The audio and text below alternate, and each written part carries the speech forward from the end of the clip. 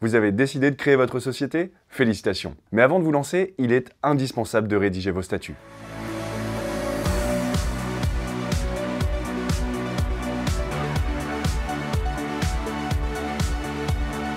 Que vous soyez seul ou plusieurs associés, cette étape est cruciale quelle que soit la forme juridique choisie. En effet, les statuts établissent les règles fondamentales de l'organisation et du fonctionnement d'une société, des modalités de prise de décision jusqu'à la distribution des bénéfices. Ils sont publics et doivent être déposés. Il existe des mentions obligatoires communes à toutes les sociétés, comme le nom des associés fondateurs, la forme juridique, SARL, SAS, etc., la dénomination sociale, le siège social, l'activité, le capital social, etc. À ces clauses communes s'ajoutent des clauses spécifiques à chaque forme. Alors que les statuts de SAS offrent une grande liberté, ils peuvent être complexes à rédiger, contrairement aux SARL qui sont plus encadrés. À titre d'exemple, dans les SAS, le président doit être mentionné dès les statuts, tandis que dans les SARL, le gérant peut être nommé en assemblée générale. La rédaction des statuts, surtout lorsqu'on est plusieurs, doit être pensée comme un contrat de mariage. Vous devez envisager toutes les situations de litige et anticiper les conditions de sortie, quitte à rédiger en plus un pacte d'associés.